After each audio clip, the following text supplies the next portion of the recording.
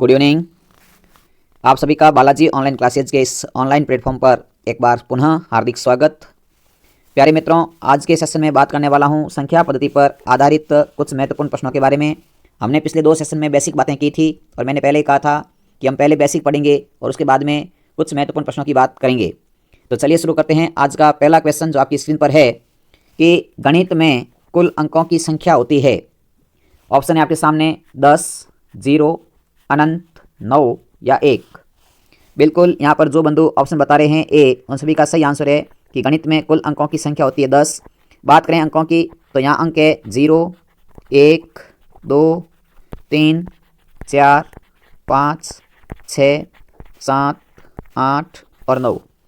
ये है कुल अंक। तो यहाँ पर सही आंसर रहेगा ऑप्शन नंबर 1। बिल्कुल ए ऑप्शन यहाँ पर सही है। चलिए अपन क्वेश्चन नंबर 2 की बात करते हैं। तो 2 नंबर क्वेश्चन है कि सबसे छोटी प्राकृत संख्या है। जी हाँ, आपको यहाँ बताना है प्राकृत संख्या यानी कि नेचुरल नंबर। ऑप्शन है आपके सामने 0, 1, 10, अनंत। सबसे छोटी प्राकृत संख्या की बात करें तो बिल्कुल यहाँ जो बंधु बता रहे हैं आंसर बी बता रहे हैं, उनका सभी का सही आंसर है ऑप्शन बी यहाँ पर राइट है। क्योंकि मित्रों मैं आपके सामने बात करूँ तो आपने बात की थी नेचुरल नंबर की, प्राकृत संख्या की, और प्राकृत संख्या शुरू होती है 1 से, फिर 2, 3, 4 इस प्रकार से चलते हुए ये अनंत तक चलती है। और हम यहाँ बात कर रहे हैं सबसे छोटी प्राकृत संख्या की। तो सबसे छोटी प्राकृत संख्या अपने पास कितनी आई? 1। तो यहाँ सही आंसर है ऑप्शन नंबर बी। चलिए आगे बात करते हैं अपन क्वेश्चन नंबर 3 की। तो तीसरा प्रश्न है कि सबसे छोटी पूर्ण संख्या है। जी हाँ, होल नंबर की बात हो रही है और अपने परिभाषा पढ़ी थी, उसमें बात की थी पूर्ण संख्या किसे कहते हैं। तो ऑप्शन है आपके सामने 0, 2, 3, 4। बिल्कुल यहाँ बात करें तो आपको सभी को सही पता है। बिल्कुल आपने यहाँ आंसर बताया, सभी का सही आंसर है ऑप्शन नंबर 1 यानी कि ए उत्तर यहाँ पर सही है। क्योंकि बात करें साथियों पूर्ण संख्या की तो इसे अपन डब्ल्यू से दर्शाते हैं, इनके होल नंबर कहते हैं। और यह साथियों शुरू होती है 0 से, 0, 1, 2, 3 डैश डैश डैश अनंत तक। तो यहाँ पर सबसे छोटी पूर्ण संख्या आ गई 0। तो बिल्कुल सही आंसर है ऑप्शन नंबर 1। आगे बात करते हैं अपन अगले सवाल की कि सभी प्राकृत संख्या पूर्ण संख्या होती है। कब होती है? क्या ये हमेशा पूर्ण प्राकृत संख्या जो पूर्ण होती है हमेशा होती है, या कभी कभी होती है, या कभी नहीं होती है, या पता नहीं है? बिल्कुल यहाँ आपको बताना है कि जो प्राकृत संख्या है, कौन सी संख्या है? प्राकृत संख्या। क्या ये सबकी सब प्राकृत संख्या है, ये पूर्ण संख्या के अंदर आती है या नहीं आती है, बताना है। तो बिल्कुल साथियों सबकी सब जो प्राकृत संख्या है वो पूर्ण संख्या के अंदर आती है। और कब आती है? तो ये हमेशा आती है। इसका सही आंसर रहेगा ऑप्शन नंबर 1। जो नेचुरल नंबर है, इनकी जो प्राकृत संख्याएं है वो सारी की सारी पूर्ण संख्याओं में आती है, इसलिए इसका सही आंसर है ऑप्शन 1 इनकी हमेशा होती है। नेक्स्ट बात करते हैं अपन प्रश्न संख्या आज के 5 नंबर प्रश्न की। और 5वां क्वेश्चन है कि धनात्मक, शून्य और ऋणात्मक संख्याओं का समूह क्या कहलाता है। क्या क्या पूछा गया है? यानी कि जो नेगेटिव नंबर है, पॉजिटिव नंबर है धनात्मक, जो 0 है उसको, और जो नेगेटिव नंबर ऋणात्मक है, इन तीनों संख्याओं का समूह वो क्या कहलाता है? ऑप्शन है पूर्ण संख्या, पूर्णांक संख्या, अपरिमेय संख्या, प्राकृत संख्या। तो देखिए यहाँ पर बात करते हैं साथियों अपन। तो यहाँ देखिए जो पूर्ण संख्या होती है, इस पूर्ण संख्या में 0 और फिर 0 के आगे प्लस की जो संख्या होती है वो आती है, यानी कि 1, 2, 3, 4, 5, 6। पूर्ण संख्या में नेगेटिव नंबर नहीं आते हैं, तो ये पहला ऑप्शन कट गया।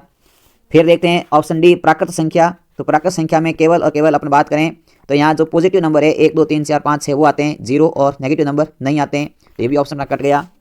इसी प्रकार बात करते हैं अपरिमेय संख्या की। तो अपरिमेय संख्या उसे कहते हैं जो अंडर रूट के अंदर हो और इसका पूरा पूरा वर्गमूल ज्ञात नहीं किया जा सकता है। तो यहाँ तीसरा ऑप्शन भी कट गया। तो अपने पास सही आंसर रह गया ऑप्शन नंबर बी पूर्णांक संख्या। बिल्कुल कभी कभी हम प्रश्न को ऐसे भी हल करना चाहिए। तो यहाँ सही आंसर है ऑप्शन बी पूर्णांक संख्या। और पूर्णांक संख्या की परिभाषा होती है कि धनात्मक संख्या, शून्य और ऋणात्मक संख्या का समूह होता है, उसे पूर्णांक संख्या कहते हैं। तो आपके बात समझ में आ गई। चलिए आगे बढ़ते हैं नेक्स्ट क्वेश्चन की ओर। अगला क्वेश्चन है कि सबसे छोटी ऋणात्मक पूर्णांक संख्या कौन सी है। ऑप्शन है आपके सामने माइनस अनंत, -1, 0 सभी। यहाँ आपको पूछा है सबसे छोटी ऋणात्मक पूर्णांक संख्या। तो देखिए मित्रों, जैसे जैसे हम 0 से लेफ्ट हैंड की ओर बढ़ते हैं तो पहला उत्तर आता है -1 से आगे बढ़ेंगे तो -2, इस प्रकार से बढ़ेंगे तो -3, ऐसे बढ़ते जाएंगे तो हमारा उत्तर आएगा अंत माइनस अनंत। और जैसे जैसे हम 0 से दूरी बढ़ती है तो संख्या का मान घटता है। और आपको पूछा है सबसे छोटी पूर्णांक संख्या। तो सबसे छोटी पूर्णांक संख्या होती है माइनस की अनंत। क्या होती है? माइनस की अनंत। सबसे छोटी ऋणात्मक, सबसे छोटी कौन सी ऋणात्मक पूर्णांक पूछे तो इसका सही आंसर रहेगा ऑप्शन नंबर 1 माइनस की अनंत। बिल्कुल यहाँ पर सही आंसर है ऑप्शन ए। नेक्स्ट बात करते हैं तो अगली है कि सबसे बड़ी ऋणात्मक पूर्णांक संख्या 0, अनंत, -1, +1। बिल्कुल आपको यहाँ बताना है सबसे बड़ी ऋणात्मक पूर्णांक कौन सी है। तो देखिए साथियों, 0 के जो जस्ट बाद आता है वो सबसे बड़ी ऋणात्मक संख्या होगी -1। तो यहाँ सही आंसर रहेगा ऑप्शन नंबर सी, -1 है जो सबसे बड़ी ऋणात्मक संख्या है। सबसे बड़ी ऋणात्मक पूर्णांक संख्या है वो क्या है, -1 है। बिल्कुल ये फैक्ट के रूप में आपको ध्यान रखना है। चलिए आगे बात करते हैं कि सम संख्या का एक उदाहरण है, यानी कि आपके सामने 4 एग्जाम्पल दिए हैं, इनमें से सम संख्या कौन सी है। और आपको बता दें साथियों, सम संख्या की परिभाषा हमने पढ़ी थी और कहा था कि जिस संख्या में 2 का भाग, सम संख्या परिभाषा पढ़ी थी कि 2 का भाग पूरा पूरा जाए। और 2 के भाग का हमने नियम पढ़ा था कि जिस संख्या का इकाई अंक 0, 2, 4, 6, 8 हो वह संख्या 2 से पूरी पूरी विभाजित होती है। तो ऑप्शन ए में बात करें तो इकाई अंक है 9, मतलब इसमें 2 का भाग नहीं जाएगा। ऑप्शन बी की बात करें तो इकाई अंक है 1, यहाँ भी 2 का भाग नहीं जाएगा। ऑप्शन सी की बात करें तो यहाँ इकाई अंक है 7, तो यहाँ भी 2 का भाग नहीं जाएगा। तो शेष संख्या बच गई ऑप्शन डी, और यहाँ 2 का भाग जा रहा है, तो इसका सही आंसर भी यही रहेगा। सम संख्या के बारे में बात करें तो इसका उत्तर है ऑप्शन नंबर डी। चलिए आगे बात करते हैं। अगला प्रश्न है कि विषम संख्या का उदाहरण है। यहाँ देखो साथियों, अपने पास बात होगी अब विषम संख्या की, और मैंने आपको बताया था कि विषम संख्या वह संख्या होती है जिसमें 2 का भाग पूरा पूरा नहीं जाता। 2 का भाग पूरा पूरा नहीं जाता, और 2 का भाग पूरा पूरा नहीं जाता है उसे कहते हैं विषम संख्या। और 2 का भाग की संख्या पूरा पूरा नहीं जाएगा, तो जिस संख्या का इकाई अंक 1, 3, 5, 7 या 9 है तो उस संख्या में 2 का भाग पूरा पूरा नहीं जाएगा। तो देखिए साथियों, यहाँ बात करें ऑप्शन नंबर 1 में तो यहाँ 8 है, तो यहाँ 2 का भाग जाएगा। ऑप्शन नंबर बी की बात करें तो इकाई अंक 6 है, यहाँ 2 का भाग जाएगा। ऑप्शन सी की बात करें तो यहाँ इकाई अंक 0 है, यहाँ भी 2 का भाग जाएगा। लेकिन यहाँ ऑप्शन डी की बात करें तो यहाँ इकाई अंक है 7, तो यहाँ 2 का भाग नहीं जाएगा। तो यहाँ भी सही आंसर रहेगा ऑप्शन नंबर डी, बिल्कुल सही आंसर रहेगा 1357, जो कि एक विषम संख्या का उदाहरण है। चलिए आगे बात करते हैं अपन अगले प्रश्न की। तो अगला प्रश्न है कि जिस संख्या में 1 व स्वयं का भाग जाता हो उसे क्या कहते हैं। यानी कि ऐसी संख्या जिसमें 1 व खुद का भाग जाए बाकी किसी का भाग नहीं जाए, 1 व खुद के अलावा किसी का भाग नहीं जाए, उन संख्याओं को क्या कहते हैं। तो ऑप्शन है आपके सामने सम संख्या, विषम संख्या, अभाज्य संख्या, भाज्य संख्या। तो देखिए साथियों, सम संख्या की बात करें तो ऐसी संख्या जिसमें 2 का भाग पूरा पूरा जाए उसे सम संख्या कहते हैं। विषम संख्या की बात करें तो ऐसी संख्या जिसमें 2 का भाग नहीं जाए उसे विषम संख्या कहते हैं। भाज्य संख्या की बात करें तो ऐसी संख्या जिसमें 1 खुद और इसके अलावा किसी और संख्या का भाग जाए, किसी अन्य संख्या का भाग जाए, उसे कहते हैं भाज्य संख्या। यहाँ पूछा है कि ऐसी संख्या जिसमें 1 और खुद का भाग जाए बाकी किसी का भाग नहीं जाए, तो ऐसी संख्या कहलाती है अभाज्य संख्या। तो यहाँ पर आपका सही आंसर रहेगा ऑप्शन नंबर सी, अभाज्य संख्या। चलिए आगे बात करते हैं। अगला फैक्ट है कि सबसे छोटी अभाज्य संख्या कौन सी है।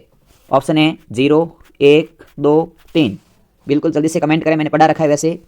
जी हाँ, यहाँ पर देखिए सबसे छोटी अभाज्य संख्या की बात करें तो साथियों यहाँ सही आंसर रहेगा सबसे छोटी अभाज्य संख्या है वो है 2। क्या है, 2 है। तो यहाँ ऑप्शन नंबर सी सही है। आंसर कौन सा सही है, तो सी में लिखा है ऑप्शन नंबर 2। देखिए 2 क्यों है, क्योंकि बात करें 1 की तो 1 न तो भाज्य है, 1 न तो भाज्य है और न ही अभाज्य।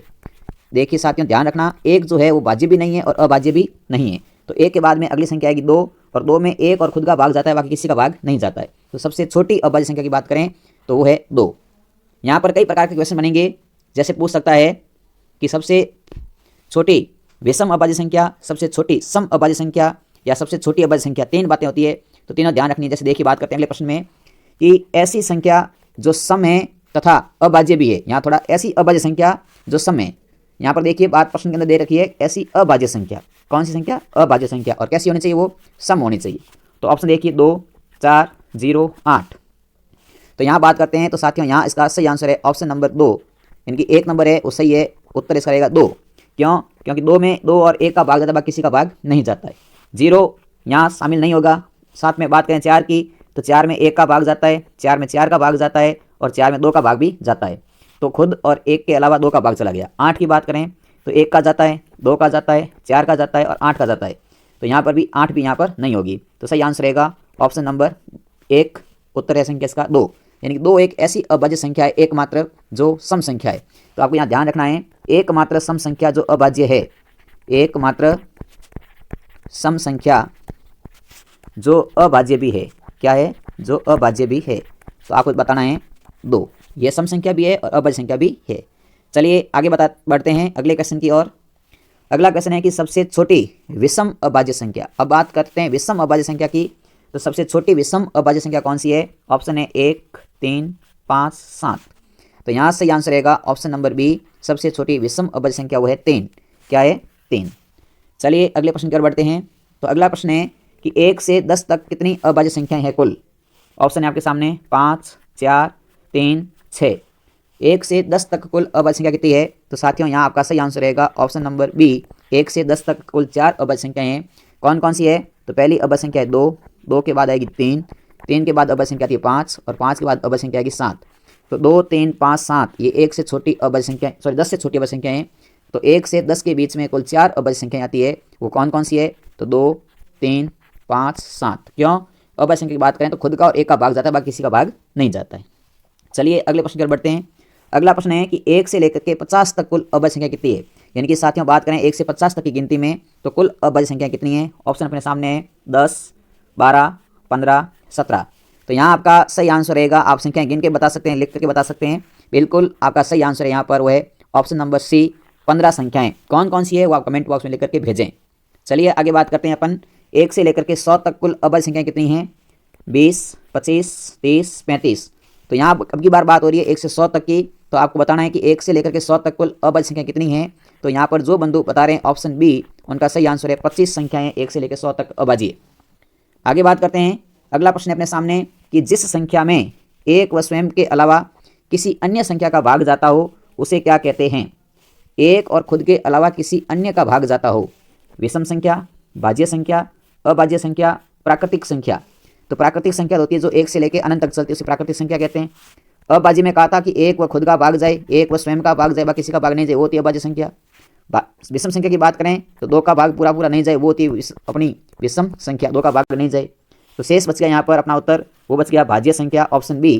तो यहाँ सही उत्तर रहेगा ऑप्शन नंबर बी, भाज्य संख्या। जिस संख्या में खुद और एक के अलावा किसी अन्य संख्या का भाग जाए उसे क्या कहते हैं? तो उसे कहते हैं भाज्य संख्या। चलिए अगले प्रश्न की बात करते हैं। तो अगला प्रश्न है कि सबसे छोटी समभाज्य संख्या कौन सी है? ऑप्शन है आपके सामने 2, 4, 10, 0। सबसे छोटी समभाज्य संख्या, तो यहाँ पर आपका सही आंसर रहेगा ऑप्शन नंबर बी, जिनकी 4। साथियों यहाँ बात करें तो सम संख्या है 4 और सबसे छोटी भाज्य संख्या भी है 4। क्यों? क्योंकि एक भाज्य और अभाज्य कुछ नहीं है, 2 संख्या है जिसमें 2 और 1 का भाग जाता है, अभाज्य संख्या है। 3 की बात करें, 3 में 3 और 1 का भाग जाता है, ये भी अभाज्य संख्या है। इसके बाद अगली संख्या थी 4, 4 में 1 का भाग जाता है, 2 का भाग जाता है और 4 का भाग जाता है। मतलब कि इसमें कुल 3 संख्याओं का भाग जाता है और 3 संख्याओं का भाग जाने के कारण यह भाज्य संख्या कहलाई। तो सबसे छोटी समभाज्य संख्या क्या है? तो सबसे छोटी समभाज्य संख्या वो है 4। नेक्स्ट बात करते हैं अगले प्रश्न की। अगला प्रश्न है कि सबसे छोटी विषम भाज्य संख्या। पिछले में पढ़ा समभाज्य संख्या, यहाँ पढ़ना है विषम। तो देखिए साथियों 6 संख्या लिखी है, वैसे भी सम नहीं है, सम है विषम नहीं है। 8 लिखा, ये भी विषम नहीं सम है। और 10 लिखा, ये भी विषम नहीं सम संख्या है। तो आपके सामने सीधे सीधे उत्तर आ गया ऑप्शन नंबर सी, वो सही आंसर है 9। यहाँ पर सही आंसर हो गया, 1 मिनट, सही आंसर है यहाँ पर ऑप्शन नंबर सी 9। अब देखिए साथियों 9 कैसी संख्या है? तो 9 एक विषम संख्या है और पूछा है कि विषम संख्या होनी चाहिए और भाज्य भी होनी चाहिए। तो 9 में 1 का भाग जाता है, 9 में 3 का भाग जाता है और 9 में 9 का भाग जाता है। और खुद और 1 के अलावा किसी अन्य संख्या का भाग जाता हो उसे कहते हैं भाज्य संख्या। तो यहाँ से आंसर आ गया 9। आगे बात करते हैं। अपने पास अगला प्रश्न है कि निम्न में से सहअभाज्य संख्या का युग्म कौन सा है? अब देखो यहाँ विशेष ध्यान रखें, सहअभाज्य संख्या की बात हो रही है। ऑप्शन है आपके सामने 2 और 4, 9 और 13, 3 और 21, 5 और 25। तो देखिए साथियों सहअभाज्य संख्या की बात करें तो इनकी परिभाषा की बात करता हूँ मैं। तो ऐसी संख्याएं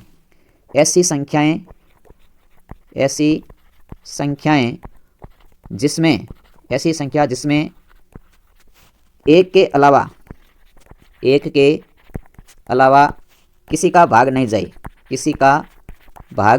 जाए, उसे कहते हैं सहअभाज्य संख्या।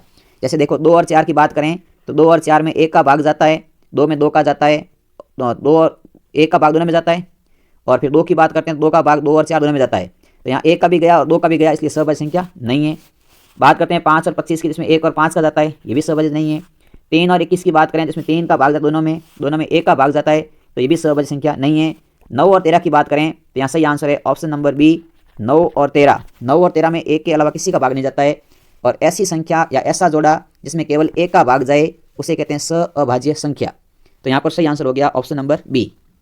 चलिए आज के सेशन में अपने कुल बात की प्रश्नों की जो अपने सामने डिस्कस किए वो थे संख्या पद्धति के प्रश्न जो हमने 2 क्लास पढ़ी थी, उन 2 क्लास पर आधारित थे प्रश्न। क्योंकि साथियों मैंने 2 थ्योरी क्लास दी, तब अपने काफ़ी विद्यार्थियों ने मन में विचार किया कि ये हमें आता है या यहाँ से कैसे प्रश्न बनेंगे। तो आज आपने देख लिए कि प्रश्न किस तरह से बनते हैं।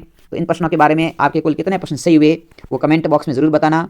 और ऐसे ही वीडियो प्राप्त करने के लिए आप हमारे साथ बने रहना। तब अगले वीडियो तक, जब तक हम आपको नेक्स्ट पार्ट देते हैं इस क्लास का, तब तक आप इस क्लास का रिवीजन करें। और अगर क्लास अच्छी लगी है तो अपने मित्रों तक शेयर ज़रूर करें। जय हिंद, जय भारत।